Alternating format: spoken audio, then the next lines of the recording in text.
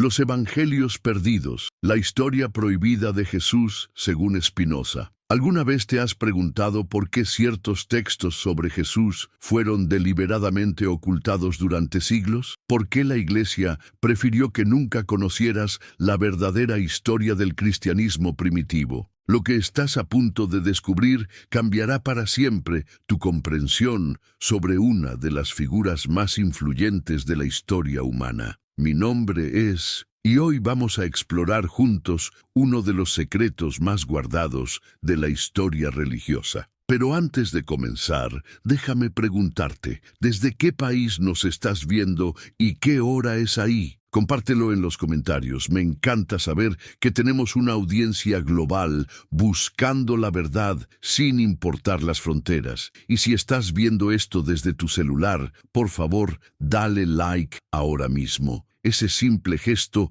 ayuda enormemente a que este contenido llegue a más personas que necesitan conocer esta información. Los algoritmos de las redes sociales no siempre favorecen el contenido que desafía las verdades establecidas, así que tu apoyo es crucial. ¿Sabías que existieron decenas de evangelios que nunca llegaron a formar parte de la Biblia? ¿Te has preguntado quién decidió qué textos sobre Jesús eran verdaderos y cuáles debían ser destruidos? La historia que te contaron en la escuela, en la iglesia o incluso en la universidad es solo una pequeña fracción de la realidad. Hoy vamos a adentrarnos en la mente de uno de los filósofos más revolucionarios de la historia, Baruch Spinoza. Este judío holandés del siglo XVII no solo fue excomulgado por su propia comunidad, sino que desarrolló una metodología tan poderosa para analizar textos religiosos que sus ideas siguen siendo consideradas peligrosas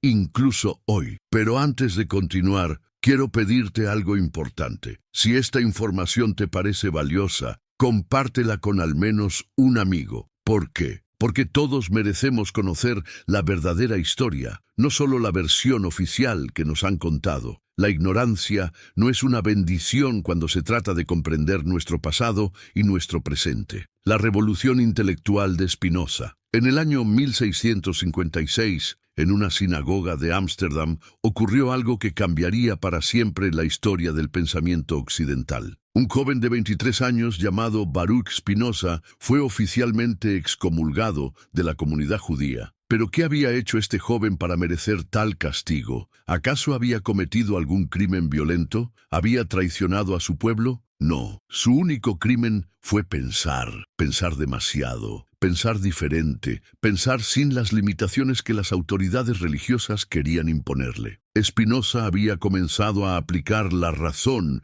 y el análisis crítico a los textos sagrados, algo que en esa época era considerado no solo herético, sino peligroso para el orden establecido. ¿Te imaginas vivir en una época donde hacer preguntas sobre los textos religiosos podía costarte tu familia, tu comunidad, tu sustento? Spinoza no solo lo vivió, sino que decidió que la búsqueda de la verdad valía cualquier precio. ¿Y qué precio pagó? Fue maldecido, expulsado y condenado al ostracismo social. Su propio padre tuvo que renegar de él públicamente. Pero aquí viene lo extraordinario. En lugar de doblegarse ante la presión, Spinoza decidió profundizar aún más en sus investigaciones. Se dedicó a estudiar no solo los textos bíblicos canónicos, sino también aquellos manuscritos que circulaban en círculos secretos, textos que hablaban de un Jesús muy diferente al que predicaban las iglesias. ¿Qué fue lo que descubrió Spinoza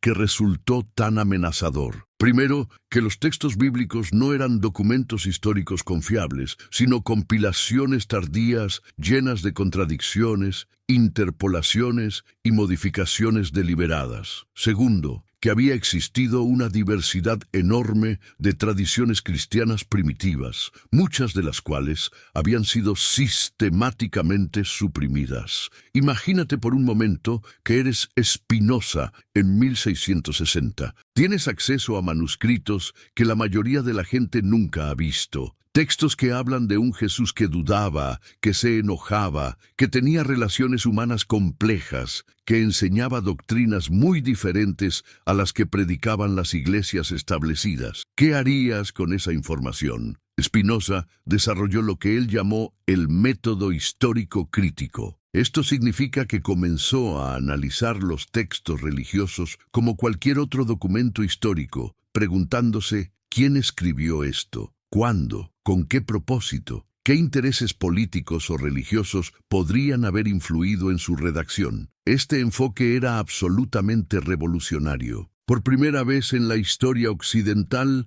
alguien estaba aplicando la razón pura al análisis de los textos sagrados, sin aceptar automáticamente su autoridad divina. Y lo que encontró fue devastador para las creencias establecidas. Los evangelios canónicos, descubrió Spinoza, habían sido seleccionados no por su veracidad histórica, sino por su utilidad política y teológica. Existían decenas de otros evangelios, cartas y textos que presentaban versiones completamente diferentes de la vida y las enseñanzas de Jesús. Pero estos textos habían sido declarados heréticos y fueron sistemáticamente destruidos. ¿Por qué? ¿Qué contenían estos textos perdidos que resultaba tan peligroso? Spinoza comenzó a reconstruir, a través de citas y referencias en otros documentos, el contenido de estos evangelios prohibidos. Y lo que encontró lo cambió todo. El Jesús de los evangelios perdidos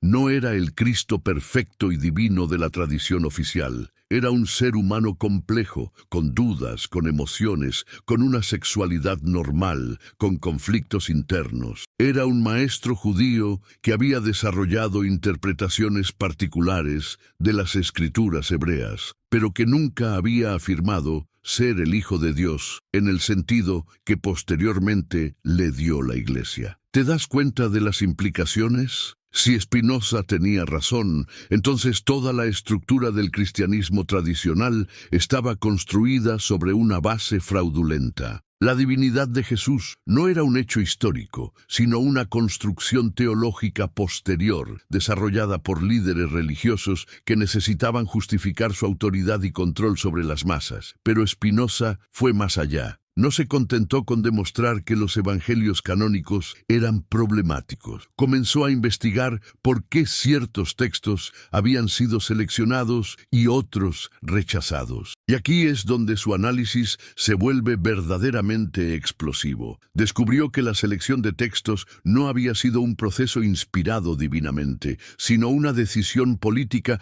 tomada por hombres con intereses muy específicos. Los evangelios que presentaban a Jesús como una figura divina y sobrenatural fueron favorecidos porque servían a los intereses de una iglesia que buscaba establecer su autoridad absoluta sobre los fieles. Los textos que mostraban a Jesús como un maestro humano, que enfatizaban la importancia del conocimiento personal y la experiencia directa de lo divino, fueron rechazados porque amenazaban la necesidad de intermediarios religiosos. Si cada persona podía acceder directamente a la verdad espiritual, ¿para qué necesitaba una iglesia institucional? Empiezas a ver el patrón. Los evangelios perdidos no fueron prohibidos porque fueran falsos, sino porque eran demasiado verdaderos. Mostraban un cristianismo primitivo mucho más diverso, democrático y humano de lo que convenía a las autoridades religiosas emergentes.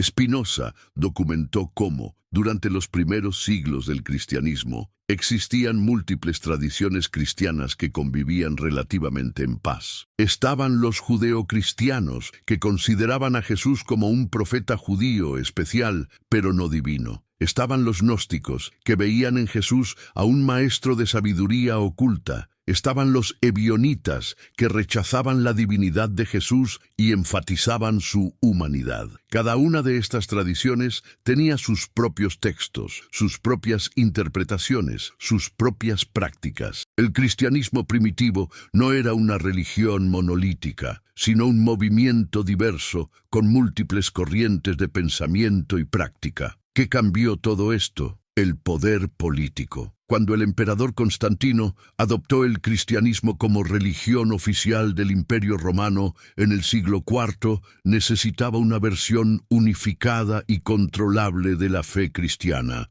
No le convenía un cristianismo diverso y democrático, donde cada comunidad pudiera interpretar las enseñanzas de Jesús a su manera. Por eso se convocó el Concilio de Nicea en el año 325. Oficialmente, este concilio fue convocado para resolver disputas teológicas. En realidad, fue una operación política destinada a crear una versión oficial del cristianismo que sirviera a los intereses del imperio. ¿Y qué pasó con todos los textos que no se ajustaban a esta nueva versión oficial? Fueron declarados heréticos y se ordenó su destrucción. Bibliotecas enteras fueron quemadas. Monjes y escribas fueron obligados a destruir manuscritos que habían preservado durante siglos. Cualquier persona que fuera encontrada con estos textos prohibidos podía ser ejecutada. Pero aquí es donde la historia se vuelve aún más fascinante. Algunos grupos resistieron, comunidades secretas de cristianos que se negaron a aceptar la versión oficial, comenzaron a ocultar estos textos en cuevas,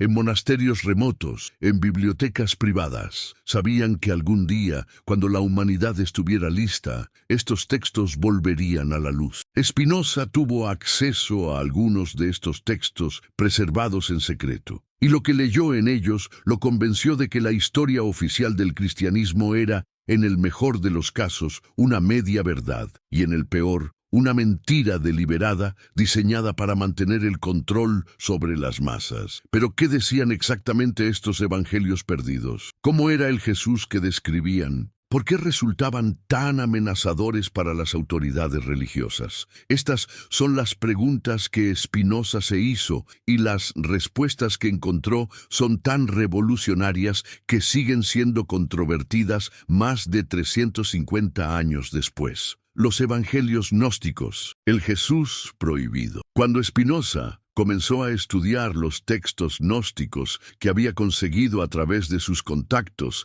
en círculos esotéricos de toda Europa, se encontró con un Jesús completamente diferente. No era el Cristo sufriente y sacrificial de los evangelios canónicos, sino un maestro de sabiduría que enseñaba a sus discípulos cómo despertar la chispa divina que existe dentro de cada ser humano. ¿Puedes imaginar cómo esto cambió la perspectiva de Spinoza sobre toda la narrativa cristiana? De repente, la salvación no dependía de la muerte de Jesús en una cruz, sino del conocimiento, gnosis, que cada persona podía adquirir sobre su propia naturaleza divina. Esto no era solo una diferencia teológica menor, era una revolución completa en la comprensión de lo que significa ser humano. El Evangelio de Tomás, uno de los textos gnósticos más importantes que Spinoza tuvo la oportunidad de estudiar, presenta a Jesús diciendo cosas como: si sacas lo que está dentro de ti, lo que saques te salvará. Si no sacas lo que está dentro de ti, lo que no saques te destruirá. ¿Te das cuenta de lo radical que es esta enseñanza? Aquí Jesús no está hablando de salvación externa,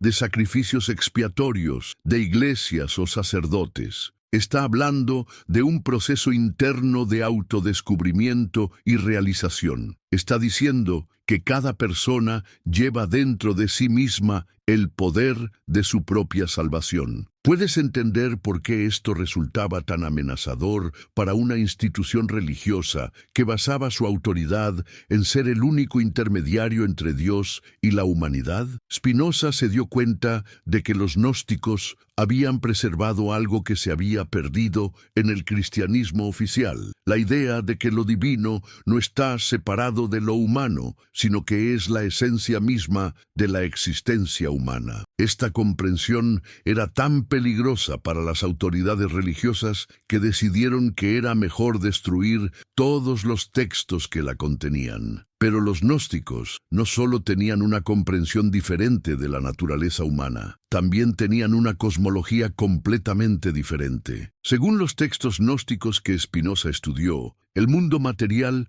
no había sido creado por el Dios Supremo, sino por una entidad menor llamada el Demiurgo, que había aprisionado chispas de la divinidad suprema en cuerpos materiales. ¿Qué significaba esto para la comprensión de la misión de Jesús? Según los gnósticos, Jesús no había venido a salvarnos del pecado, sino a despertarnos de la ilusión. Su misión era enseñarnos que no somos cuerpos con almas, sino seres espirituales que han olvidado temporalmente su verdadera naturaleza. Esta perspectiva gnóstica resonaba profundamente con la filosofía de Spinoza. Él también creía que la mayoría de los problemas humanos surgían de la ignorancia sobre nuestra verdadera naturaleza. También creía que la liberación venía a través del conocimiento, no a través de la fe ciega o la obediencia a autoridades externas. Pero ¿cómo explicaban los gnósticos la crucifixión? Aquí es donde sus textos se vuelven aún más radicales. Según el Evangelio de Basílides, otro texto gnóstico que Spinoza tuvo la oportunidad de estudiar, Jesús no murió realmente en la cruz. En el último momento, intercambió lugares con Simón de Cirene, mientras él observaba desde una distancia, riéndose de la ignorancia de aquellos que pensaban que habían matado al Cristo. ¿Te imaginas el escándalo que causaría esta interpretación? Toda la teología cristiana está basada en la idea de que Jesús murió por nuestros pecados. Si los gnósticos tenían razón, entonces toda la estructura del sacrificio expiatorio se derrumba. La salvación no viene de la muerte de Jesús, sino de la comprensión de que la muerte misma es una ilusión. Spinoza encontró en los textos gnósticos algo que había estado buscando toda su vida: una espiritualidad basada en la razón y el conocimiento directo, no en la fe ciega y la obediencia a autoridades externas. Los gnósticos no pedían a sus seguidores que creyeran sin cuestionar. Al contrario, los animaban a buscar la verdad por sí mismos, a experimentar directamente lo divino, a convertirse en sus propios maestros. Pero ¿quiénes eran estos gnósticos? ¿De dónde venían sus ideas? Spinoza descubrió que el gnosticismo no era una desviación del cristianismo, sino que probablemente representaba una de las formas más antiguas de la religión cristiana. Los gnósticos afirmaban que sus enseñanzas venían directamente de las instrucciones secretas que Jesús había dado a sus discípulos más cercanos. Según los textos gnósticos, Jesús tenía dos niveles de enseñanza: las parábolas y sermones públicos que cualquiera podía escuchar, y las enseñanzas esotéricas que solo compartía con aquellos que estaban preparados para recibirlas. Estas enseñanzas secretas contenían la verdadera esencia de su mensaje: que cada ser humano tiene el potencial de convertirse en Cristo, de alcanzar la conciencia crística. Puedes ver por qué esto resultaba tan peligroso para las autoridades religiosas. Si cualquier persona podía convertirse en Cristo, entonces, ¿para qué necesitaba una iglesia institucional? ¿Para qué necesitaba sacerdotes, obispos, papas? El gnosticismo amenazaba con hacer obsoleta toda la estructura jerárquica del cristianismo institucional. Pero quizás el aspecto más radical de los textos gnósticos que Spinoza estudió era su tratamiento de las figuras femeninas. En los evangelios canónicos, las mujeres juegan roles secundarios. Son esposas, madres, seguidoras devotas, pero nunca líderes espirituales por derecho propio. En los textos gnósticos, la situación era completamente diferente. María Magdalena no solo era una discípula, sino que era presentada como la compañera espiritual más cercana de Jesús, la que mejor comprendía sus enseñanzas más profundas. En algunos textos, incluso se sugiere que Jesús la amaba más que a los otros discípulos, lo que causaba celos entre Pedro y los demás. ¿Te imaginas cómo esto cambiaría la comprensión tradicional del cristianismo? Si María Magdalena era la discípula principal de Jesús, entonces toda la estructura patriarcal de la iglesia cristiana se vuelve cuestionable. ¿Por qué las mujeres no pueden ser líderes espirituales si la propia compañera de Jesús era una maestra espiritual? Spinoza se dio cuenta de que la supresión de los textos gnósticos no había sido solo una cuestión de diferencias teológicas. Había sido una operación política destinada a crear una versión del cristianismo que sirviera a los intereses del poder establecido, masculino, jerárquico, autoritario. Los gnósticos preservaban una visión del cristianismo primitivo que era mucho más igualitaria, democrática y liberadora. En las comunidades gnósticas, tanto hombres como mujeres podían ser maestros espirituales. La autoridad no venía de la posición jerárquica, sino del nivel de conocimiento y realización espiritual. Pero ¿cómo habían logrado los gnósticos preservar estas enseñanzas alternativas? Spinoza descubrió que habían desarrollado una tradición de transmisión oral muy sofisticada, donde las enseñanzas más importantes se pasaban de maestro a discípulo de forma directa, sin depender de textos escritos que podrían ser confiscados o destruidos. Sin embargo, también habían creado textos escritos, pero los habían codificado usando símbolos, metáforas y alegorías que solo los iniciados podían interpretar correctamente. Esto significaba que incluso si los textos gnósticos caían en manos de las autoridades religiosas, éstas no podrían comprender su verdadero significado. Esta estrategia de preservación resultó ser profética. Cuando comenzó la persecución sistemática de los gnósticos, muchos de sus textos fueron efectivamente destruidos, pero algunos sobrevivieron, ocultos en bibliotecas secretas, en monasterios remotos, en cuevas del desierto, esperando el momento adecuado para volver a la luz. Spinoza tuvo acceso a algunos de estos textos supervivientes, y lo que leyó en ellos lo convenció de que la versión oficial del cristianismo era una distorsión deliberada de las enseñanzas originales de Jesús. Los gnósticos habían preservado algo que se había perdido en el cristianismo mainstream: la comprensión de que la espiritualidad auténtica es un proceso de autodescubrimiento, no de obediencia a autoridades externas. Pero ¿qué había pasado con las comunidades gnósticas? ¿Cómo habían sido suprimidas tan completamente? Spinoza descubrió que la represión de los gnósticos había sido sistemática y brutal. No solo habían destruido sus textos, sino que habían ejecutado a sus líderes, dispersado a sus comunidades y creado un clima de terror que disuadía a cualquiera de expresar simpatía por sus ideas. La estrategia había sido efectiva. Para el siglo V, las comunidades gnósticas públicas habían sido prácticamente eliminadas. Solo sobrevivían algunos grupos secretos que continuaron transmitiendo sus enseñanzas de forma clandestina, pero su influencia en el desarrollo del cristianismo oficial había sido completamente borrada de la historia. ¿O había sido así realmente? Spinoza comenzó a notar que incluso en los evangelios canónicos había trazas de las enseñanzas gnósticas, dichos de Jesús que no encajaban completamente con la teología oficial, referencias a conocimientos secretos, alusiones a enseñanzas esotéricas. Era como si los editores de los textos canónicos no hubieran podido eliminar completamente las huellas de la tradición gnóstica. Esto sugería que el gnosticismo no había sido una desviación tardía del cristianismo, sino una de sus formas más antiguas y auténticas. La pregunta que esto planteaba era devastadora. ¿Y si los gnósticos habían estado más cerca de las enseñanzas originales de Jesús que la Iglesia oficial? La conspiración del silencio. El concilio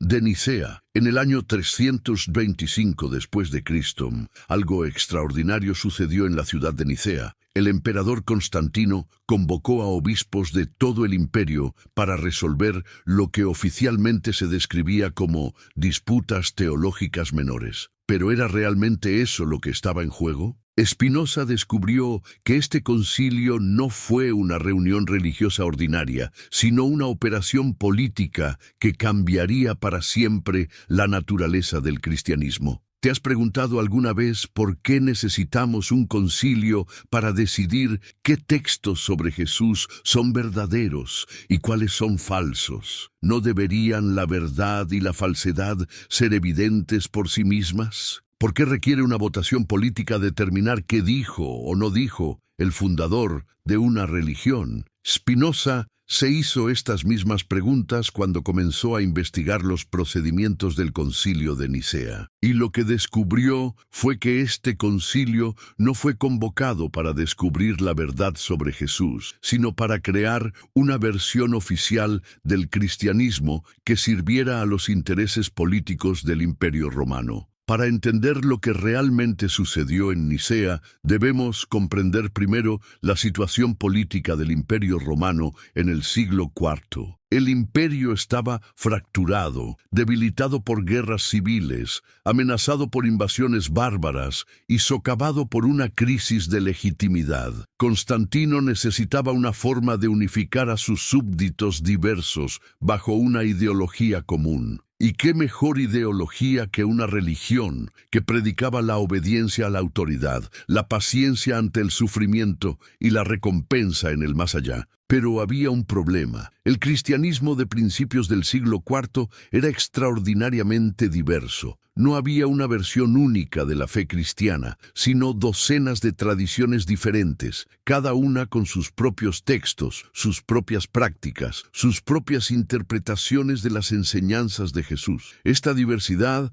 era un obstáculo para los planes de Constantino. No podía usar el cristianismo como herramienta de unificación imperial si los propios cristianos no podían ponerse de acuerdo sobre qué creían. Necesitaba una versión estandarizada, uniforme, controlable del cristianismo. Pero, ¿cómo lograr esto? Constantino sabía que no podía simplemente decretar cuál sería la versión oficial del cristianismo. Necesitaba que pareciera que los propios líderes cristianos habían llegado a un consenso. Por eso convocó el Concilio de Nicea. Spinoza descubrió que los obispos que fueron invitados a Nicea no representaban toda la diversidad del cristianismo primitivo. Los gnósticos fueron deliberadamente excluidos, los ebionitas no fueron invitados, los marcionitas fueron declarados herejes de antemano. Solo fueron convocados aquellos obispos que ya estaban dispuestos a aceptar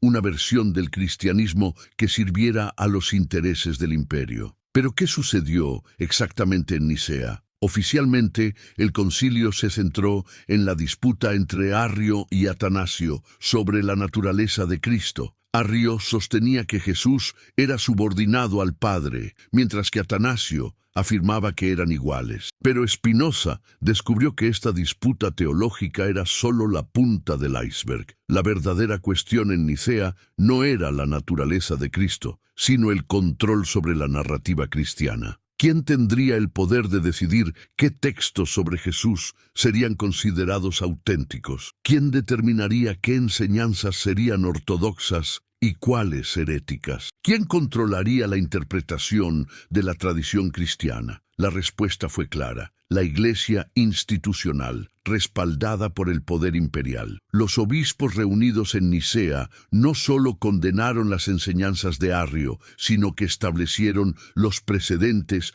para la supresión sistemática de todas las formas alternativas de cristianismo. ¿Cómo lograron esto? Primero, establecieron el principio de que solo la Iglesia institucional tenía la autoridad para interpretar los textos cristianos. Segundo, crearon una lista oficial de textos que serían considerados canónicos. Tercero, declararon que cualquier texto que no estuviera en esta lista oficial era herético y debía ser destruido. Spinoza se dio cuenta de que este proceso no tenía nada que ver con la búsqueda de la verdad histórica sobre Jesús. Era una operación política destinada a crear una versión del cristianismo que sirviera a los intereses del poder establecido. Los textos que presentaban a Jesús como un maestro de sabiduría, como un revolucionario social, como un defensor de los oprimidos, fueron sistemáticamente excluidos. ¿Por qué? Porque estos textos no servían a los intereses de un imperio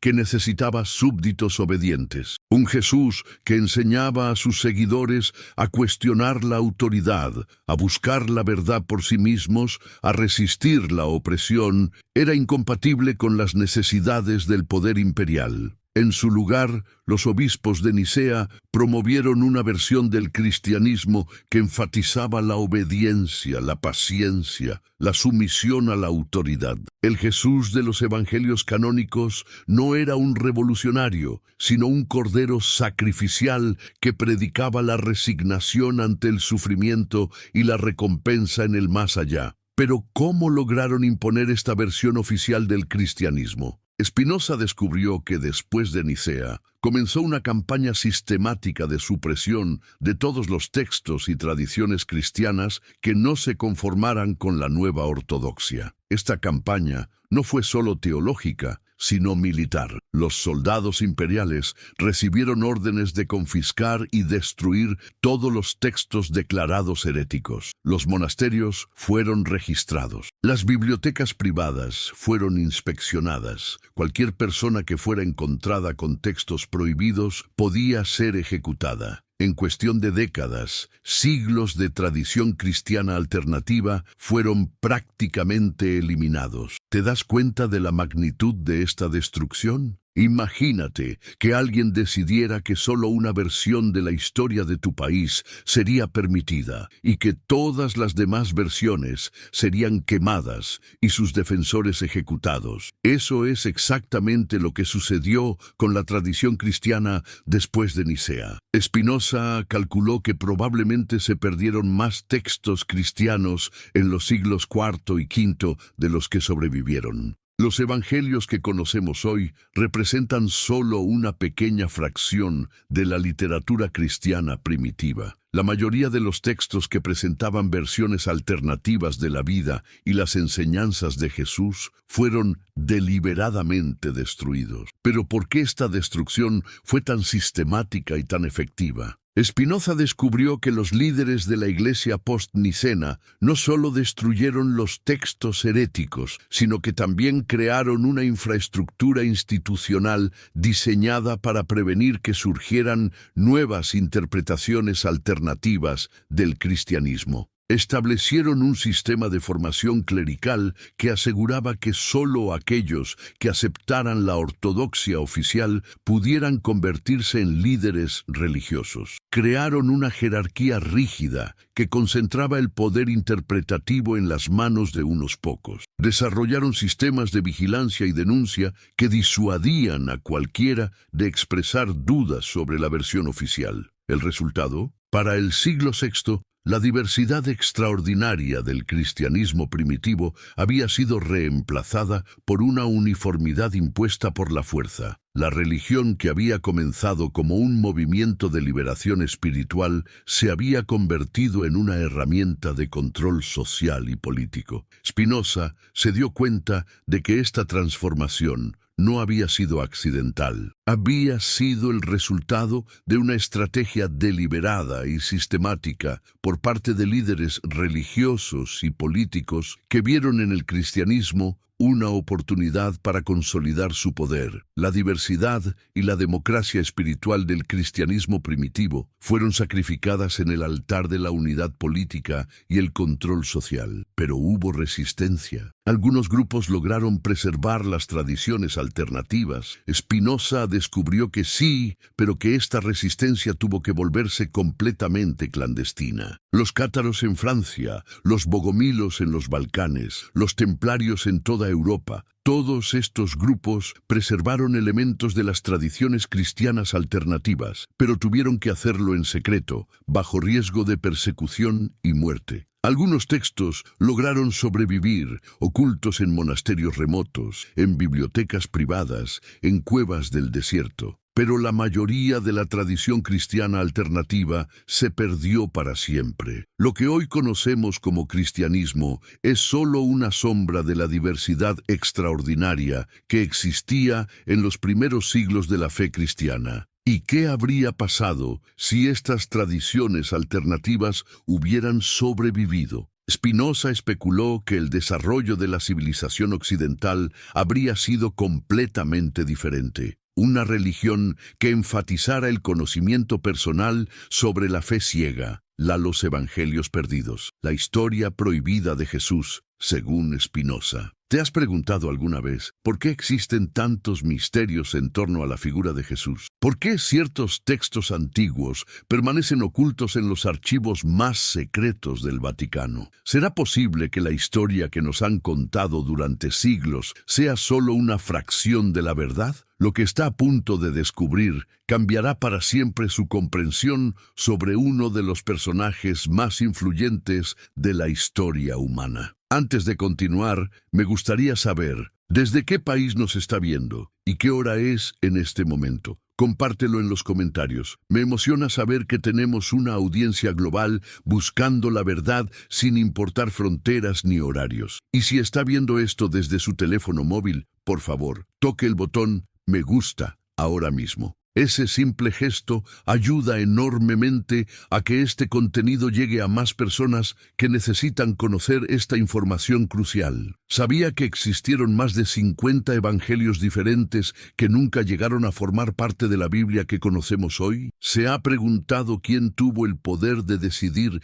qué textos sobre Jesús eran verdaderos y cuáles debían ser eliminados de la historia? La narrativa que le enseñaron en la escuela, en la iglesia o incluso en la universidad representa apenas una pequeña porción de una realidad mucho más compleja y fascinante. Hoy vamos a adentrarnos en la mente de uno de los pensadores más revolucionarios y peligrosos de la historia, Baruch Spinoza. Este filósofo judío del siglo XVII no solo fue excomulgado por su propia comunidad religiosa, sino que desarrolló una metodología tan poderosa para analizar textos sagrados que sus ideas siguen siendo consideradas subversivas incluso en nuestros días. ¿Pero por qué les estoy contando esto? Porque si esta información le resulta valiosa, le pido que la comparta con al menos una persona cercana. ¿Por qué? Porque todos merecemos conocer la verdadera historia, no solo la versión oficial que nos han transmitido durante generaciones. La ignorancia nunca es una bendición cuando se trata de comprender nuestro pasado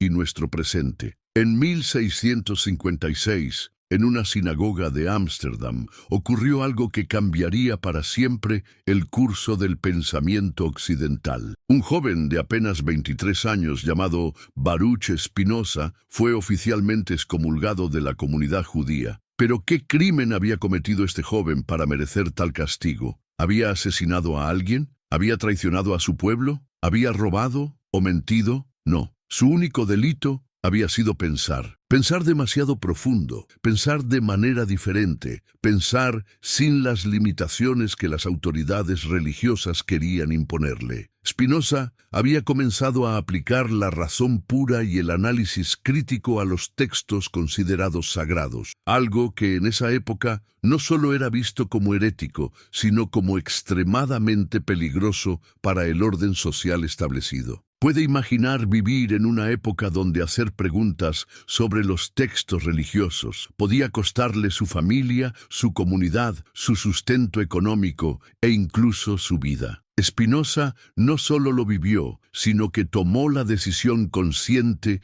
de que la búsqueda de la verdad valía cualquier precio personal. ¿Y qué precio tan alto tuvo que pagar? Fue maldecido públicamente, expulsado de su comunidad, condenado al ostracismo social más absoluto. Su propio padre se vio obligado a renegar de él en público para salvar su propia reputación. Pero ¿sabe qué es lo más extraordinario de esta historia? En lugar de doblegarse ante la presión social y religiosa, Spinoza decidió profundizar aún más en sus investigaciones prohibidas. Se dedicó a estudiar no solo los textos bíblicos que formaban parte del canon oficial, sino también aquellos manuscritos misteriosos que circulaban en círculos secretos de eruditos, textos que hablaban de un Jesús completamente diferente al que predicaban las iglesias establecidas. ¿Qué fue exactamente lo que descubrió Spinoza que resultó tan amenazador para las autoridades religiosas de su época? Primero, que los textos bíblicos que millones de personas consideraban la palabra literal de Dios no eran en realidad documentos históricos confiables. sino compilaciones muy tardías, llenas de contradicciones flagrantes,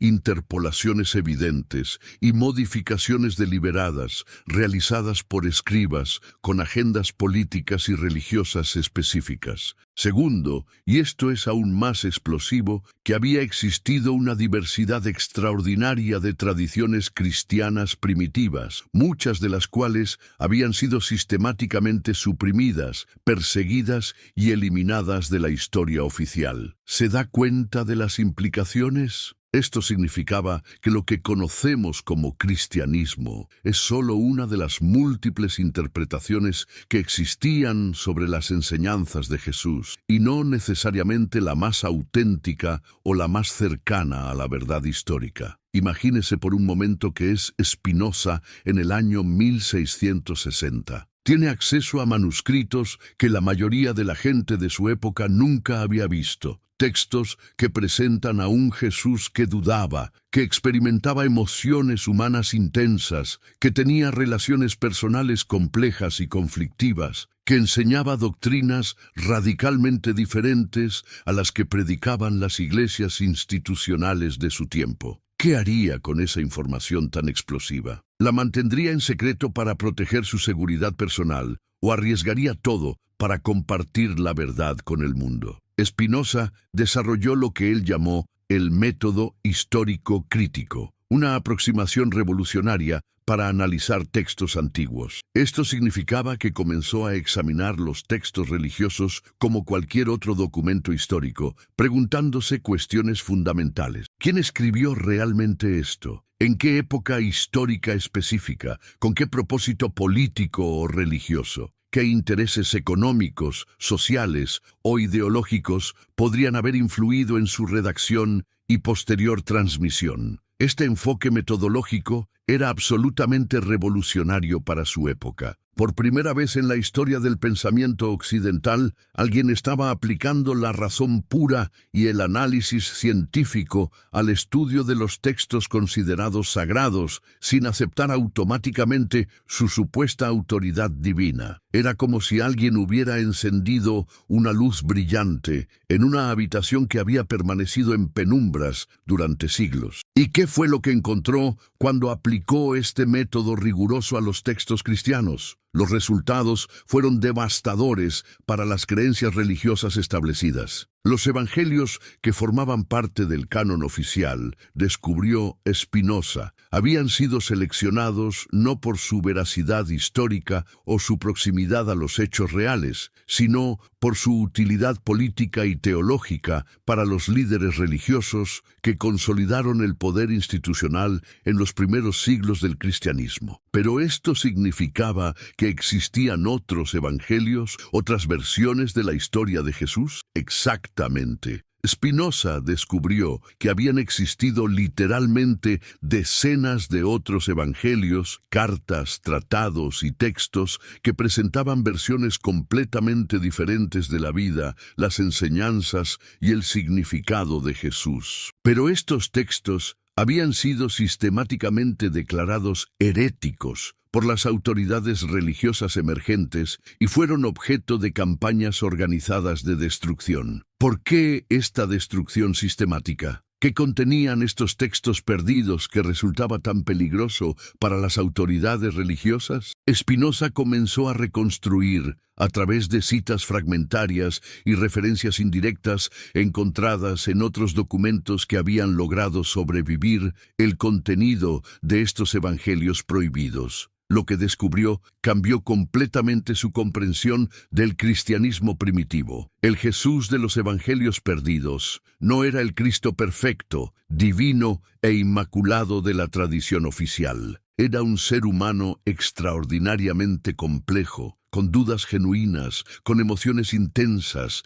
con una sexualidad normal y natural, con conflictos internos profundos y contradicciones personales. Era un maestro judío brillante que había desarrollado interpretaciones particulares y a menudo radicales de las escrituras hebreas, pero que nunca había afirmado ser el Hijo literal de Dios en el sentido metafísico que posteriormente le atribuyó la Iglesia institucional. comprende las implicaciones monumentales de este descubrimiento. Si Spinoza tenía razón en sus investigaciones, entonces toda la estructura teológica del cristianismo tradicional estaba construida sobre una base fundamentalmente fraudulenta. La divinidad de Jesús no era un hecho histórico verificable, sino una construcción teológica posterior, desarrollada por líderes religiosos que necesitaban justificar su autoridad absoluta y su control sobre las masas de creyentes. Pero Spinoza no se detuvo ahí. No le bastó con demostrar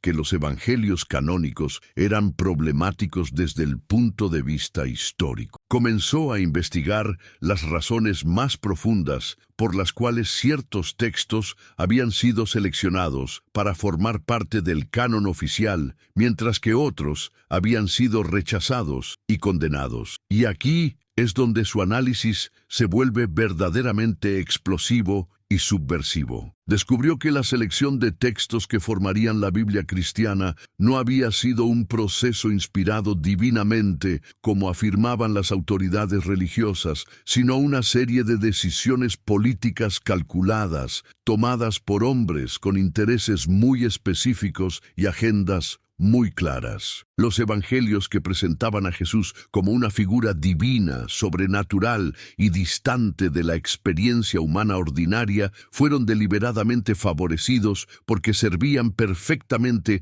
a los intereses de una iglesia institucional que buscaba establecer su autoridad absoluta e incuestionable sobre los fieles. ¿Por qué esta preferencia por la divinidad de Jesús? Porque un Jesús divino requiere necesariamente de intermediarios especializados para interpretar su mensaje y mediar entre él y los creyentes ordinarios. Si Jesús es Dios, entonces solo aquellos que han sido especialmente ungidos y autorizados por la institución religiosa pueden comprender y transmitir sus enseñanzas. Esto crea una dependencia estructural que beneficia enormemente a la jerarquía eclesiástica. En contraste, los textos que mostraban a Jesús como un maestro humano extraordinario, que enfatizaban la importancia del conocimiento personal directo y la experiencia espiritual individual, fueron sistemáticamente rechazados y condenados porque amenazaban directamente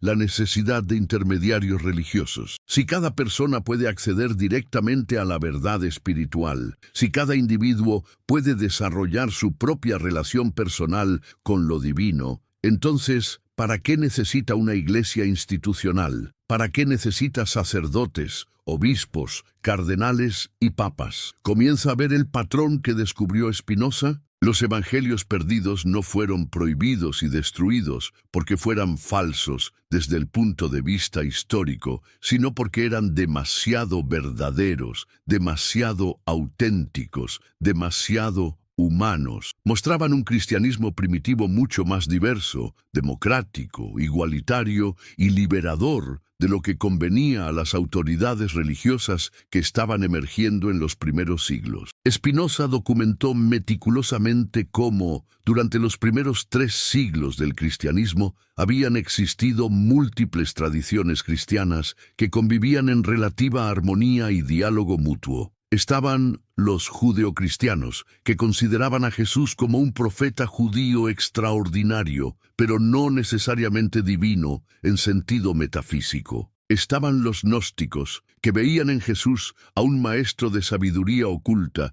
y conocimiento esotérico. Estaban los ebionitas, que rechazaban categóricamente la divinidad de Jesús y enfatizaban su humanidad radical. Estaban los marcionitas, que distinguían entre el Dios del Antiguo Testamento y el Dios revelado por Jesús. Cada una de estas tradiciones tenía sus propios textos sagrados, sus propias interpretaciones teológicas, sus propias prácticas rituales y espirituales. El cristianismo primitivo no era en absoluto una religión monolítica y uniforme, sino un movimiento extraordinariamente diverso, con múltiples corrientes de pensamiento, práctica y experiencia espiritual. Entonces, ¿qué cambió todo esto? ¿Qué transformó esta diversidad rica y creativa en la uniformidad rígida que caracterizó al cristianismo posterior? La respuesta es simple pero devastadora: el poder político. Cuando el emperador Constantino adoptó el cristianismo como religión oficial del Imperio Romano en el siglo IV,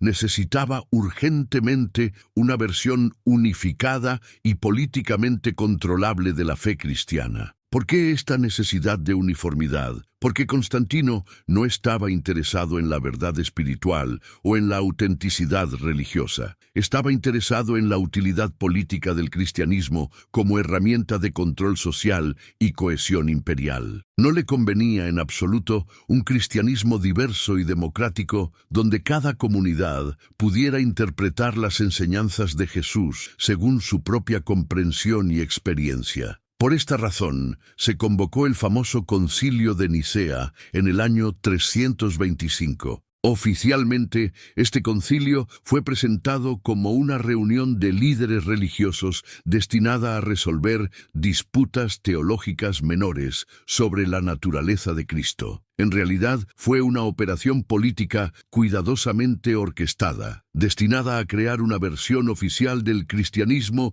que sirviera perfectamente a los intereses del Imperio Romano. ¿Y qué pasó con todos los textos, tradiciones y comunidades que no se ajustaban a esta nueva versión oficial? La respuesta es escalofriante. Fueron declarados heréticos y se ordenó su destrucción sistemática. No estamos hablando de algunos textos aislados. Estamos hablando de bibliotecas enteras que fueron quemadas deliberadamente. Monasterios completos fueron saqueados. Escribas y monjes fueron obligados bajo amenaza de muerte a destruir manuscritos que habían preservado cuidadosamente durante siglos. ¿Puede imaginar la magnitud de esta destrucción cultural y espiritual? Siglos de tradición cristiana, miles de textos que contenían enseñanzas, reflexiones, experiencias espirituales, interpretaciones teológicas, fueron deliberadamente eliminados de la historia. Cualquier persona que fuera encontrada en posesión de estos textos prohibidos podía ser ejecutada inmediatamente, pero aquí es donde la historia se vuelve aún más fascinante y esperanzadora. Algunos grupos resistieron. Comunidades secretas de cristianos que se negaron categóricamente a aceptar la versión oficial impuesta por el poder imperial comenzaron a ocultar estos textos preciosos en cuevas remotas, en monasterios escondidos en montañas inaccesibles, en bibliotecas privadas cuidadosamente protegidas. Sabían intuitivamente que algún día, cuando la humanidad estuviera espiritualmente preparada, estos textos volverían a emerger a la luz pública. ¿Y sabe qué? Tenían razón. Spinoza tuvo acceso a algunos de estos textos que habían sido preservados en secreto durante más de 1000 años, y lo que leyó en ellos lo convenció definitivamente de que la historia oficial del cristianismo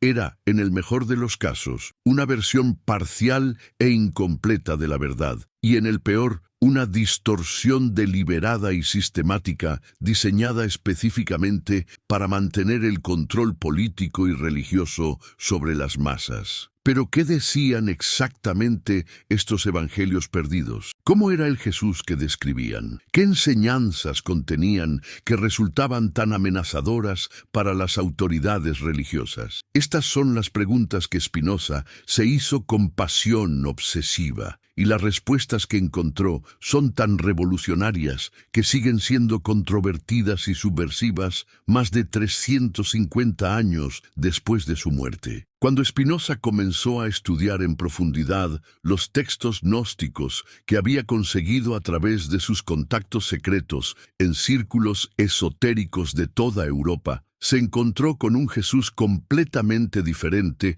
al que conocía de los evangelios canónicos. No era el Cristo sufriente y sacrificial que predicaban las iglesias, sino un maestro de sabiduría profunda que enseñaba a sus discípulos más cercanos cómo despertar la chispa divina que existe naturalmente dentro de cada ser humano. ¿Puede imaginar cómo este descubrimiento cambió radicalmente la perspectiva de Spinoza sobre toda la narrativa cristiana tradicional? De repente, la salvación no dependía de la muerte sacrificial de Jesús en una cruz, sino del conocimiento directo, gnosis, que cada persona podía adquirir sobre su propia naturaleza divina esencial. Esto no era simplemente una diferencia teológica menor, era una revolución completa en la comprensión de lo que significa ser humano y tener una relación auténtica con lo divino. El Evangelio de Tomás, uno de los textos gnósticos más importantes y revolucionarios que Spinoza tuvo la extraordinaria oportunidad de estudiar,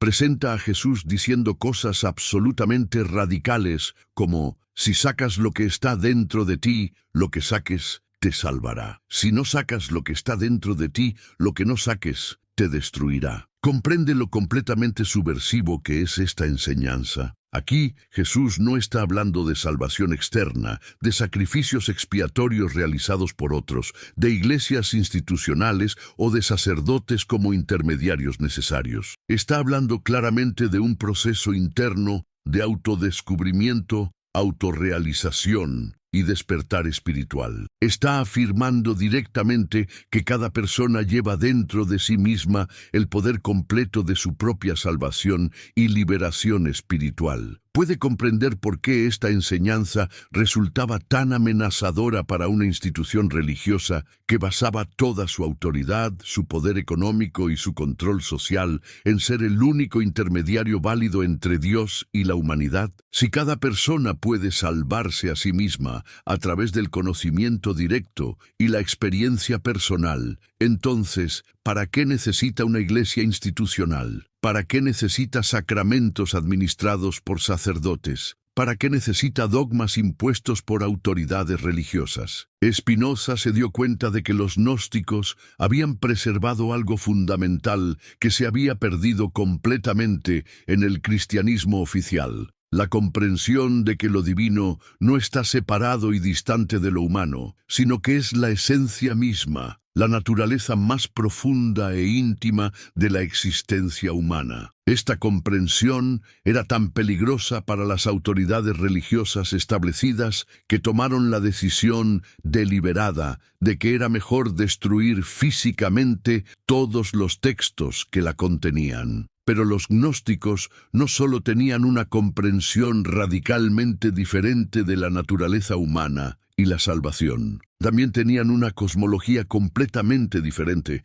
una manera totalmente distinta de entender la estructura del universo y el lugar de la humanidad en él. Según los textos gnósticos que Spinoza estudió con fascinación, el mundo material que experimentamos no había sido creado por el Dios supremo y perfecto, sino por una entidad menor y imperfecta llamada el Demiurgo, que había aprisionado chispas de la divinidad suprema dentro de cuerpos materiales densos. ¿Qué significaba esta cosmología alternativa para la comprensión de la misión específica de Jesús en la tierra? Según los gnósticos, Jesús no había venido principalmente a salvarnos del pecado moral, sino a despertarnos de la ilusión fundamental sobre nuestra verdadera naturaleza. Su misión esencial era enseñarnos que no somos cuerpos físicos que poseen almas temporales, sino seres espirituales eternos que han olvidado temporalmente su verdadera naturaleza divina. Esta perspectiva gnóstica resonaba profundamente con la filosofía personal de Spinoza. Él también creía firmemente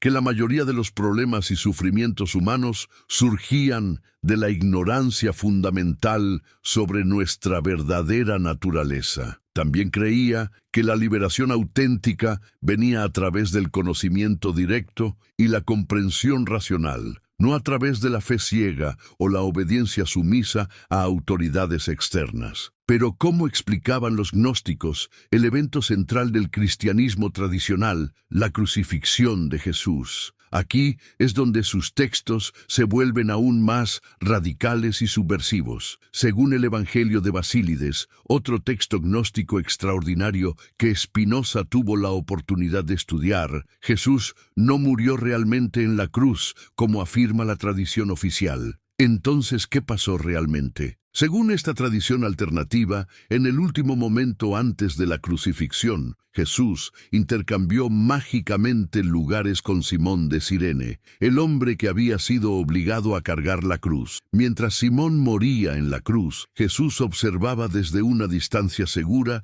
riéndose de la ignorancia de aquellos que pensaban que habían logrado matar al Cristo verdadero. ¿Puede imaginar el escándalo absoluto que causaría esta interpretación alternativa si fuera ampliamente conocida? Toda la teología cristiana tradicional está construida sobre el fundamento de que Jesús murió sacrificialmente por nuestros pecados. Si los gnósticos tenían razón en su versión de los eventos, entonces toda la estructura teológica del sacrificio expiatorio se derrumba completamente. La salvación no vendría de la muerte de Jesús en una cruz, sino de la comprensión profunda de que la muerte física misma es una ilusión temporal que no puede tocar nuestra verdadera naturaleza espiritual eterna. Esta comprensión era tan radical que amenazaba con hacer obsoletas no solo las iglesias institucionales, sino toda la estructura de culpa, miedo y control que había sido construida alrededor del concepto de pecado y salvación externa. Spinoza encontró en los textos gnósticos algo que había estado buscando durante toda su vida intelectual: una espiritualidad auténtica basada en la razón, la experiencia directa y el conocimiento personal, no en la fe ciega, la obediencia sumisa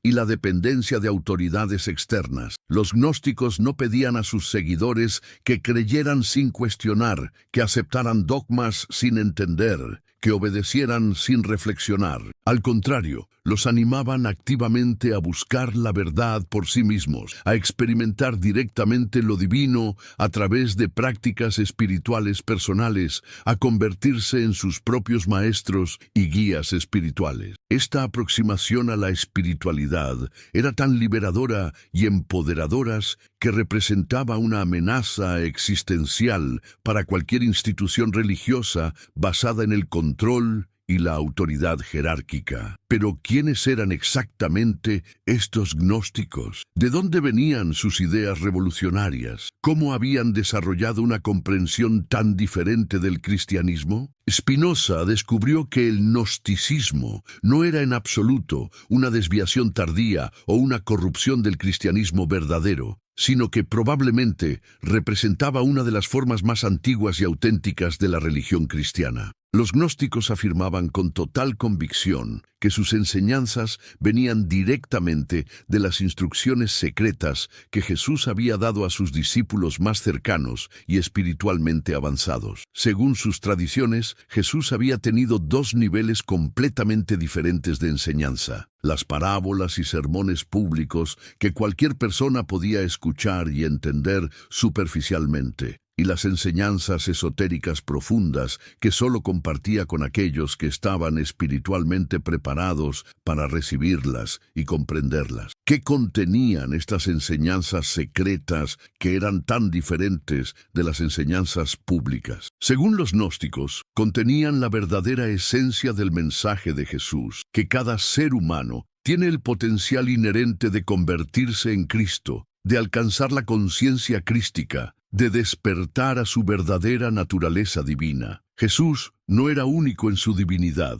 sino que era un ejemplo y un maestro que mostraba a otros cómo realizar su propio potencial divino. ¿Puede ver por qué esta comprensión resultaba tan peligrosa para las autoridades religiosas emergentes? Si cualquier persona podía convertirse en Cristo, si cualquier individuo podía alcanzar la conciencia divina, entonces, ¿para qué necesitaba una iglesia institucional? ¿Para qué necesitaba sacerdotes, obispos, cardenales y papas? ¿Para qué necesitaba sacramentos, rituales y ceremonias controladas por una jerarquía religiosa? El gnosticismo amenazaba con hacer completamente obsoleta toda la estructura jerárquica del cristianismo institucional. Si la salvación venía del conocimiento directo y la experiencia personal, entonces cada persona se convertía en su propio sacerdote, su propio maestro, su propio guía espiritual. Esta democratización radical de la espiritualidad era inaceptable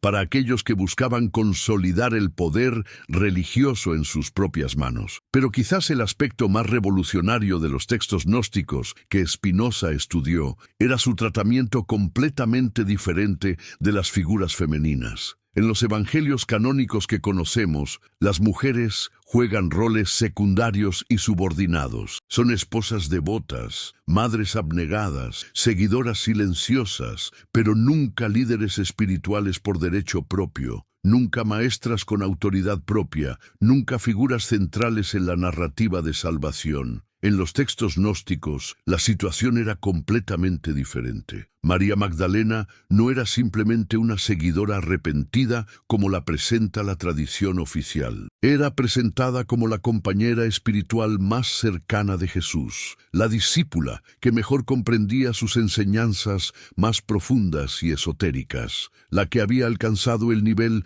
más alto de realización espiritual entre todos los seguidores de Jesús. En algunos textos gnósticos incluso se sugiere que Jesús amaba a María Magdalena más que a los otros discípulos masculinos, lo que causaba celos y resentimiento entre Pedro y los demás apóstoles. Esta preferencia no era romántica en el sentido moderno, sino que reflejaba el reconocimiento de Jesús de que María había alcanzado un nivel de comprensión espiritual superior al de los otros discípulos. Puede imaginar cómo esta revelación cambiaría radicalmente la comprensión tradicional del cristianismo. Si María Magdalena era la discípula principal de Jesús, si ella era la que mejor comprendía sus enseñanzas más profundas, entonces toda la estructura patriarcal de la Iglesia cristiana se vuelve extremadamente cuestionable. ¿Por qué las mujeres no pueden ser líderes espirituales si la propia compañera espiritual más cercana de Jesús era una maestra iluminada? ¿Por qué el liderazgo religioso se limitó exclusivamente a hombres si el ejemplo histórico sugiere que las mujeres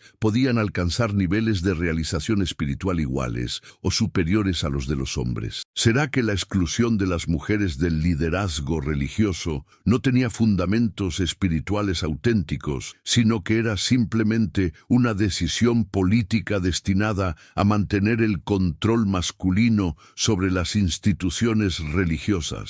Spinoza se dio cuenta de que la supresión sistemática de los textos gnósticos no había sido simplemente una cuestión de diferencias teológicas abstractas. Había sido una operación política cuidadosamente planificada, destinada a crear una versión del cristianismo que sirviera perfectamente a los intereses del poder establecido, masculino, jerárquico, autoritario, controlador. Los gnósticos preservaban una visión del cristianismo primitivo que era mucho más igualitaria, democrática, liberadora y revolucionaria. En las comunidades gnósticas, tanto hombres como mujeres podían ser maestros espirituales, líderes religiosos, guías de la comunidad. La autoridad no venía de la posición jerárquica o del nombramiento institucional, sino del nivel de conocimiento espiritual y realización personal que cada individuo había alcanzado. Pero ¿cómo habían logrado los gnósticos preservar estas enseñanzas alternativas durante los primeros siglos del cristianismo? Spinoza descubrió que habían desarrollado una tradición de transmisión oral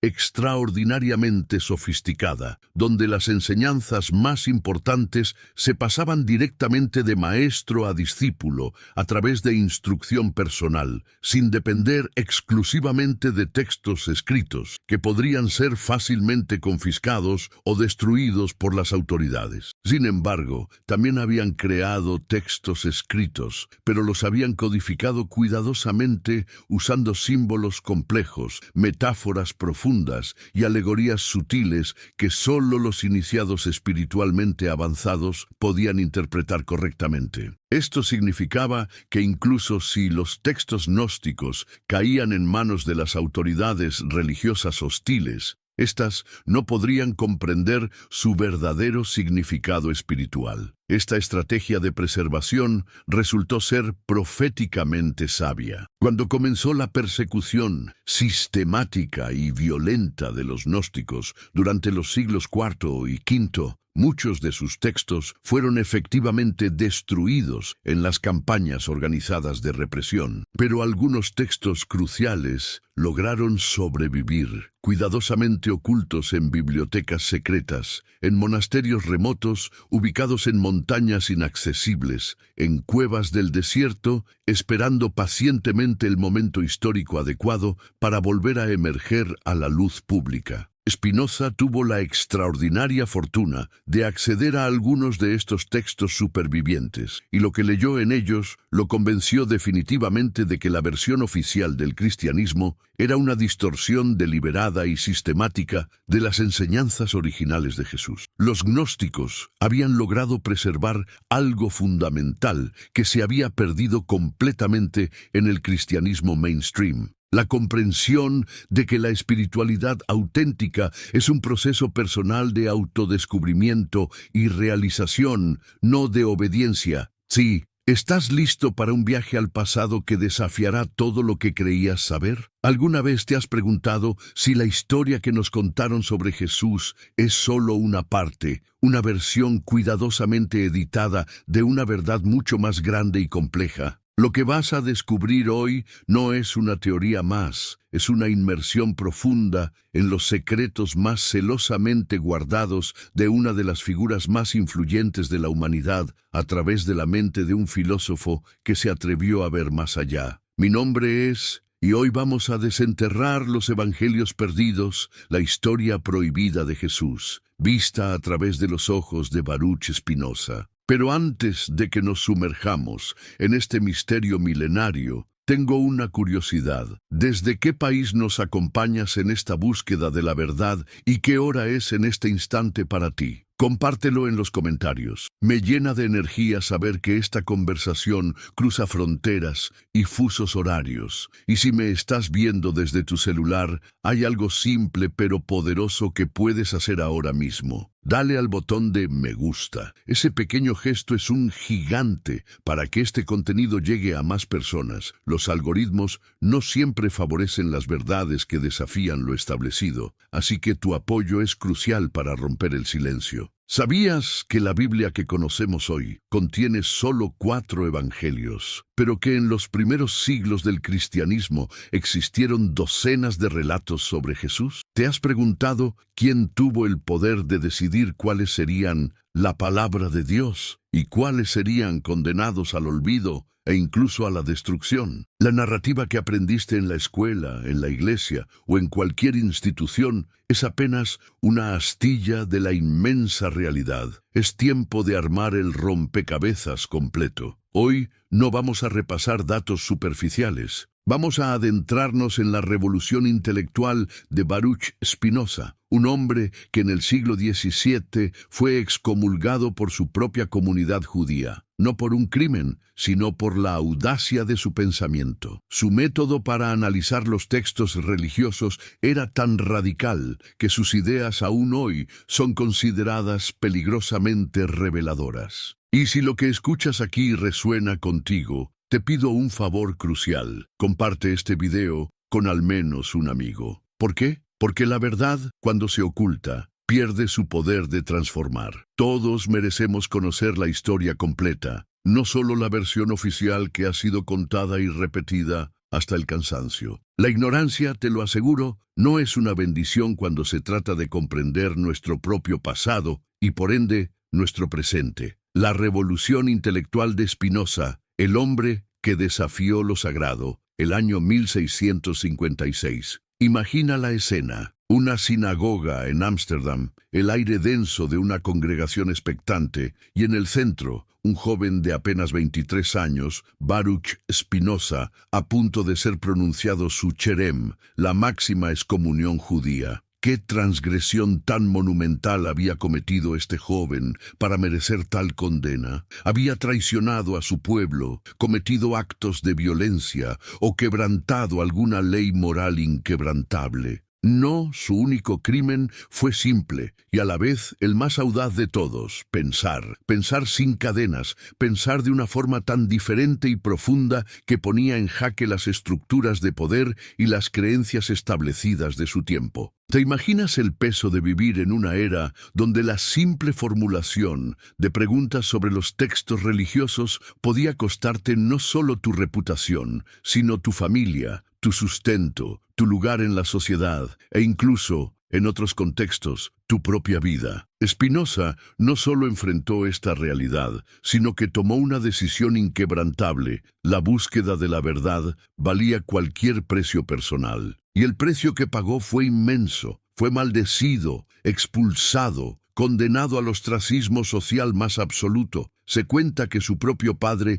tuvo que renegar de él públicamente. Pero aquí radica lo verdaderamente extraordinario. Lejos de doblegarse ante la presión, de retractarse o de silenciar su mente, Spinoza eligió el camino opuesto. Se sumergió aún más profundamente en sus investigaciones. Su estudio no se limitó a los textos bíblicos canónicos, aquellos que eran aceptados por la Iglesia y la sinagoga. Él buscó los manuscritos que circulaban en círculos secretos, los textos prohibidos, aquellos que susurraban de un Jesús radicalmente distinto al que la ortodoxia predicaba. ¿Qué fue lo que Spinoza descubrió en esos pergaminos ocultos que resultaba tan subversivo, tan amenazador para el poder establecido? Primero, una verdad que hoy aceptamos más fácilmente, pero que en su época era dinamita pura. Los textos bíblicos, lejos de ser documentos históricos inmaculados y confiables, eran en realidad compilaciones tardías, llenas de contradicciones, interpolaciones y modificaciones deliberadas. No eran la palabra monolítica e inalterable de Dios, sino el resultado de procesos humanos, históricos y políticos. Segundo, y quizás aún más impactante, descubrió que en los primeros siglos del cristianismo existió una diversidad asombrosa de tradiciones cristianas primitivas, muchas de las cuales habían sido sistemáticamente suprimidas, borradas, eliminadas de la narrativa oficial. Ponte en los zapatos de Spinoza en el Ámsterdam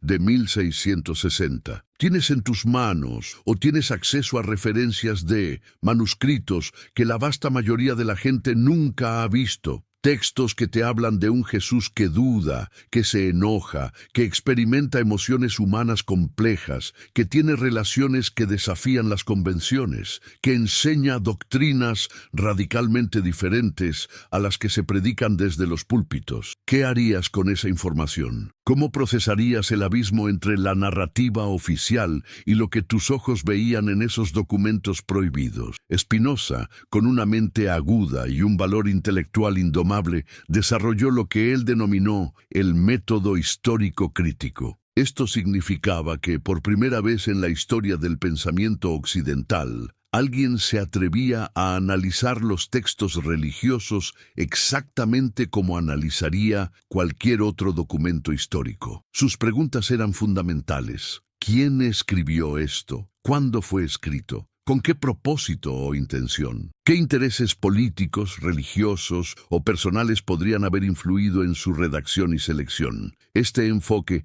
tan lógico para nosotros hoy, era absolutamente revolucionario y blasfemo en el siglo XVII. Aplicar la razón pura y el escepticismo a la palabra sagrada era un acto de subversión. Y lo que Spinoza desenterró al aplicar este método fue verdaderamente devastador para las creencias y estructuras de poder establecidas. Los evangelios canónicos, los 4 que conocemos como Mateo, Marcos, Lucas y Juan, no habían sido elegidos por su verdad histórica intrínseca, descubrió Spinoza. Su selección se basó en su utilidad política y teológica. Existían, como ya te decía, decenas de otros evangelios, epístolas y escritos que presentaban versiones radicalmente distintas de la vida y las enseñanzas de Jesús. Pero estos otros textos, estos evangelios perdidos, fueron sistemáticamente declarados heréticos y en muchos casos sus copias fueron destruidas con fervor. ¿Por qué se dio esta purga? ¿Qué contenían esos textos perdidos que los hacía tan peligrosos, tan inaceptables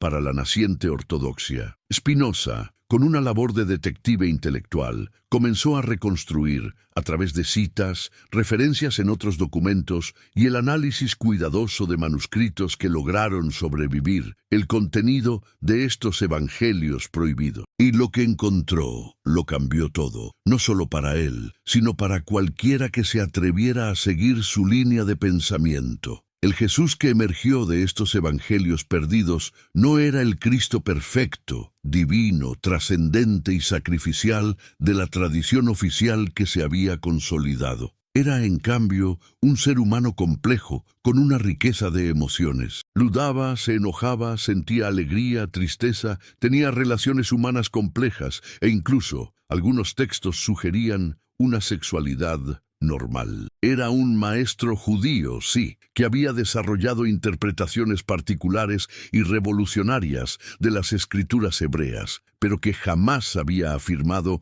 ser el Hijo de Dios en el sentido trinitario y deidad absoluta que posteriormente le atribuyó la Iglesia. ¿Te das cuenta de las implicaciones sísmicas de esta conclusión? Si Spinoza tenía razón, entonces toda la vasta y compleja estructura del cristianismo tradicional, con sus dogmas, su jerarquía, sus sacramentos, estaba construida sobre una base que no era un hecho histórico inmutable, sino una construcción teológica posterior. La divinidad de Jesús, la base de siglos de fe y poder, no era una verdad revelada desde el inicio, sino una elaboración, un dogma desarrollado y reforzado por líderes religiosos que necesitaban justificar su autoridad, su control sobre las masas y su hegemonía. Pero Spinoza no se detuvo ahí. Su análisis fue aún más allá. No se contentó con simplemente demostrar que los evangelios canónicos eran problemáticos o que su selección era sospechosa. Se lanzó a investigar la razón profunda de por qué ciertos textos fueron seleccionados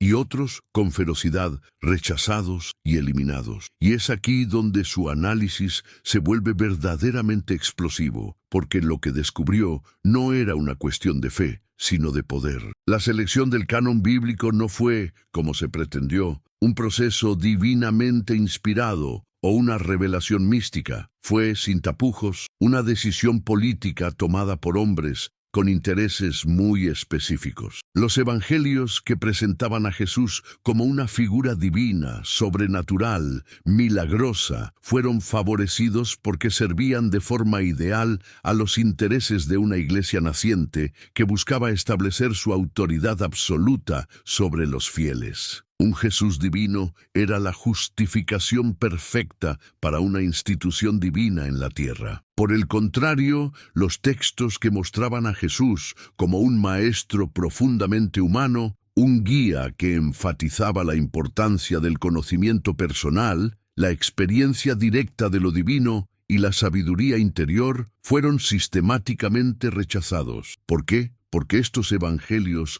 amenazaban el corazón mismo de la estructura de poder. Si cada persona podía acceder directamente a la verdad espiritual, si la gnosis, el conocimiento directo, era la vía, entonces, ¿para qué se necesitaba una iglesia institucional? ¿Para qué se necesitaban sacerdotes, obispos o intermediarios de cualquier tipo? Empiezas a ver el patrón de esta conspiración del silencio. Los evangelios perdidos no fueron prohibidos porque fueran falsos. Fueron prohibidos porque eran demasiado verdaderos en un sentido que ponía en peligro el control. Mostraban un cristianismo primitivo mucho más diverso, democrático y centrado en la autonomía espiritual de lo que convenía a las autoridades religiosas emergentes. Esta diversidad era una amenaza existencial para un poder que buscaba la uniformidad y el control. Spinoza, en sus escritos, documentó cómo durante los primeros siglos del cristianismo coexistieron múltiples tradiciones cristianas, si bien con tensiones, relativamente en paz y con cierta autonomía. Había judeocristianos que consideraban a Jesús un profeta judío especial, el Mesías, pero no una deidad en el sentido trinitario posterior. Estaban los gnósticos, quienes veían en Jesús a un maestro de sabiduría oculta, un revelador de conocimientos esotéricos, y estaban los ebionitas, que rechazaban enfáticamente la divinidad de Jesús y enfatizaban su humanidad como un profeta y reformador. Cada una de estas tradiciones poseía sus propios textos, sus propias interpretaciones de las enseñanzas de Jesús y sus propias prácticas espirituales. El cristianismo primitivo no era un bloque monolítico, sino un movimiento vibrante y diverso, con múltiples corrientes de pensamiento y formas de vivir la fe. Era un jardín de ideas, no un camino único y dogmático. La conspiración del silencio. El Concilio de Nicea y el nacimiento de la ortodoxia. ¿Qué fue lo que cambió radicalmente esta diversidad?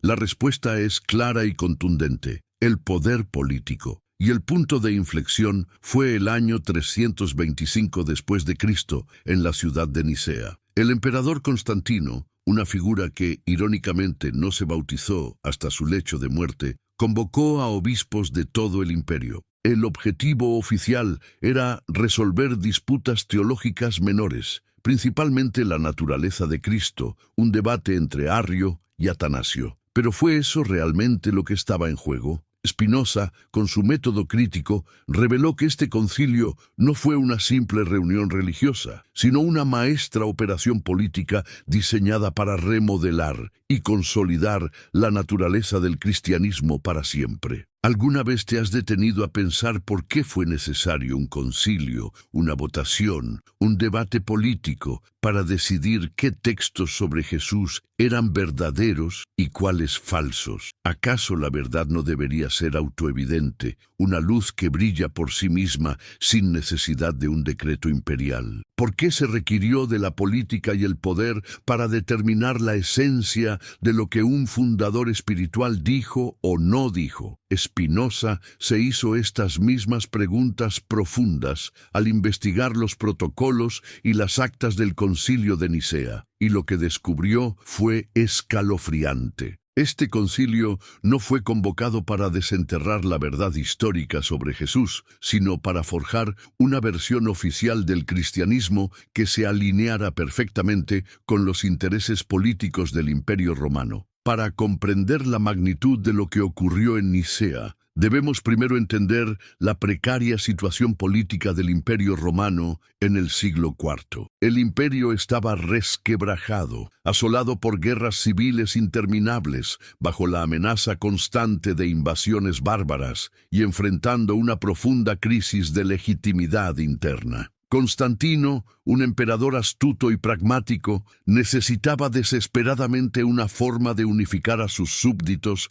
tan diversos bajo una ideología común y cohesionadora. ¿Y qué mejor ideología que una religión que predicara la obediencia incondicional a la autoridad, la paciencia ante el sufrimiento terrenal y la promesa de una recompensa en el más allá? Pero había un problema formidable. El cristianismo de principios del siglo IV era un caldero de diversidad. No existía una única versión de la fe. Había docenas de tradiciones diferentes, cada una con sus propios textos, sus propias interpretaciones de las enseñanzas de Jesús, sus propias prácticas e incluso sus propios ritos. Esta rica y compleja diversidad era un obstáculo insalvable para los planes de Constantino. No podía utilizar el cristianismo como una herramienta de unificación imperial si los propios cristianos no lograban ponerse de acuerdo sobre lo más básico de su fe. Necesitaba una versión estandarizada, uniforme, controlable del cristianismo, un solo credo, una sola autoridad, una sola verdad. Pero ¿cómo lograr esta uniformidad impuesta? Constantino sabía que no podía simplemente decretar por edicto imperial cuál sería la versión oficial del cristianismo. Necesitaba que pareciera que los propios líderes cristianos habían llegado a un consenso divinamente inspirado. Por eso, orquestó el Concilio de Nicea. Spinoza desentrañó que los obispos que fueron invitados a Nicea no representaban ni de lejos toda la diversidad y riqueza del cristianismo primitivo. Los gnósticos fueron deliberadamente excluidos. Los ebionitas, que tenían una visión tan humana de Jesús, ni siquiera fueron invitados. Los marcionitas, otro grupo significativo, fueron declarados herejes de antemano. Solo se convocó a aquellos obispos que ya estaban inclinados o podían ser persuadidos a aceptar una versión del cristianismo que sirviera a los intereses del imperio y a la naciente estructura de poder eclesiástico. ¿Te parece esto un proceso de búsqueda de la verdad divina o una maniobra política calculada? ¿Pero qué sucedió exactamente en Nicea más allá del debate teológico oficial? Oficialmente, como te decía, el concilio se centró en la disputa entre Arrio y Atanasio sobre la naturaleza de Cristo, si Jesús era subordinado al Padre, Arrio, o coigual y coeterno con el Padre, Atanasio. Pero Spinoza y los estudios posteriores que siguen su método revelaron que esta disputa teológica era solo la punta del iceberg, una cortina de humo para ocultar el verdadero objetivo. La cuestión central en Nicea no era la naturaleza metafísica de Cristo, sino el control absoluto sobre la narrativa cristiana. ¿Quién tendría el poder y la autoridad para decidir qué textos sobre Jesús serían considerados auténticos y cuáles serían erradicados? ¿Quién determinaría qué enseñanzas serían declaradas ortodoxas, correctas, y cuáles heréticas, falsas y peligrosas? ¿Quién controlaría la interpretación de toda la tradición cristiana para las futuras generaciones? La respuesta, después de Nicea, fue demoledora y clara. La Iglesia institucional naciente, respaldada y armada con el inmenso poder del Imperio Romano. Los obispos reunidos en Nicea no solo condenaron las enseñanzas de Arrio, sino que sentaron los precedentes y las bases para la supresión sistemática y violenta de todas las formas alternativas de cristianismo. Fue el inicio de una persecución que duraría siglos. ¿Cómo lograron imponer esta versión oficial y única del cristianismo? Spinoza descubrió que, tras Nicea, se desató una campaña sistemática de supresión de todos los textos y tradiciones cristianas que no se conformaban con la nueva ortodoxia. Y esta campaña no fue solo teológica, no se quedó en el debate de ideas, sino que se convirtió en una operación militar y coercitiva. Soldados imperiales recibieron órdenes explícitas de confiscar y destruir todos los textos declarados heréticos. Monasterios enteros fueron registrados y saqueados en busca de estos pergaminos prohibidos. Bibliotecas privadas de cristianos que seguían otras tradiciones fueron inspeccionadas. Cualquier persona que fuera encontrada en posesión de estos textos prohibidos podía ser arrestada, torturada y, en muchos casos, ejecutada. En cuestión de décadas, siglos de rica y diversa tradición cristiana alternativa fueron prácticamente eliminados de la faz de la tierra. ¿Te das cuenta de la magnitud inconmensurable de esta destrucción? Imagina por un momento que alguien decidiera que solo una versión de la historia de tu propio país fuera permitida, y que todas las demás versiones, todos los otros documentos, cartas, diarios, fueran quemados y sus defensores ejecutados. Eso, con una brutal eficiencia, es exactamente lo que sucedió con la vasta y plural tradición cristiana después de Nicea. Spinoza, en sus cálculos y análisis, llegó a la sombría conclusión de que probablemente se perdieron más textos cristianos en los siglos IV y V de los que lograron sobrevivir hasta nuestros días. Los evangelios que hoy conocemos en la Biblia, esos 4 pilares, Mateo, Marcos, Lucas y Juan, representan solo una diminuta fracción de la inmensa literatura cristiana primitiva que una vez existió. La mayoría abrumadora de los textos que presentaban versiones alternativas, a menudo más humanas y filosóficas, de la vida y las enseñanzas de Jesús fueron deliberadamente y con saña destruidos. Pero, ¿por qué esta destrucción fue tan sistemática y tan efectiva, tan total? Spinoza descubrió que los líderes de la Iglesia post-nicena no solo se dedicaron a aniquilar los textos heréticos, sino que también construyeron una infraestructura institucional formidable diseñada para prevenir que, en el futuro, surgieran nuevas interpretaciones alternativas del cristianismo. Establecieron un sistema de formación clerical que aseguraba que sólo aquellos que aceptaran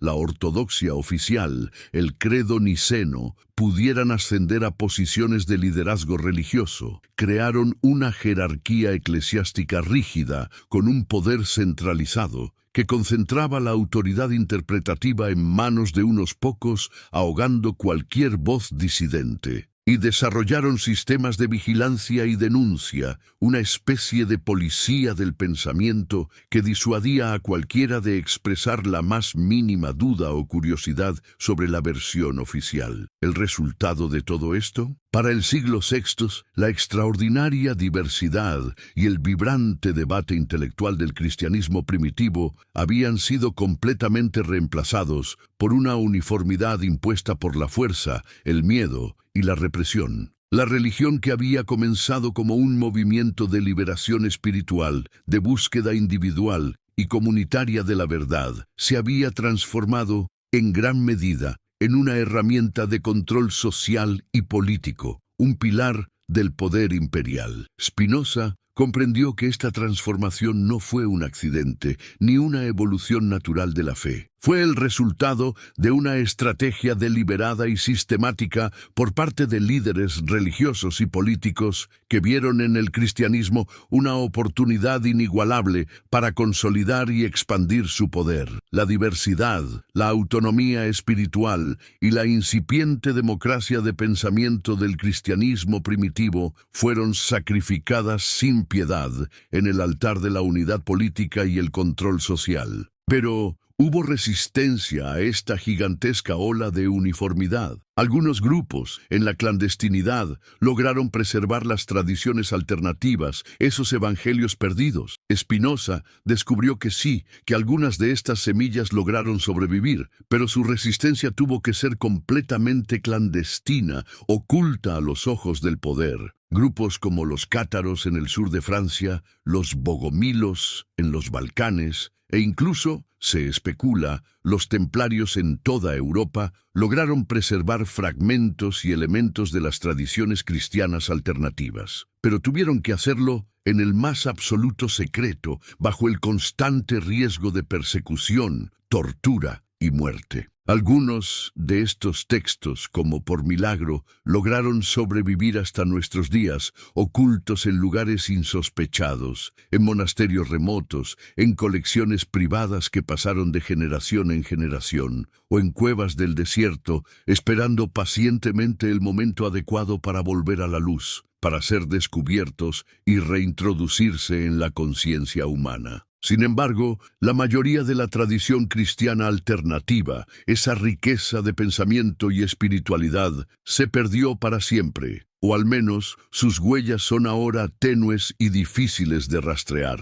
Lo que hoy conocemos, estudiamos y vivimos como cristianismo es, en muchos sentidos, solo una sombra, una pequeña porción cuidadosamente seleccionada de la diversidad extraordinaria que existió en los primeros siglos de la fe cristiana. Y la pregunta final, la que Spinoza se atrevió a hacer y que resuena con fuerza hasta hoy, es inquietante. ¿Qué habría pasado si estas tradiciones alternativas hubieran sobrevivido? ¿Cómo se habría desarrollado la civilización occidental si una religión que enfatizara el conocimiento personal sobre la fe ciega, la autonomía sobre la obediencia, la igualdad sobre la jerarquía, hubiera sido la dominante? El mundo que conocemos, la historia de los últimos 1700 años, habría sido radicalmente diferente. La reflexión sobre estos evangelios perdidos y el análisis de Spinoza nos invitan no solo a cuestionar el pasado, sino a reflexionar profundamente sobre el presente y el futuro de nuestra comprensión de la espiritualidad y el poder. ¿Has sentido alguna vez que te han contado solo una parte de la historia? ¿Qué te provoca esta idea de que textos enteros fueron suprimidos? Me encantaría leer tus reflexiones en los comentarios. Y si esta historia te ha parecido tan reveladora como a mí, no olvides compartirla. La verdad tiene que salir a la luz.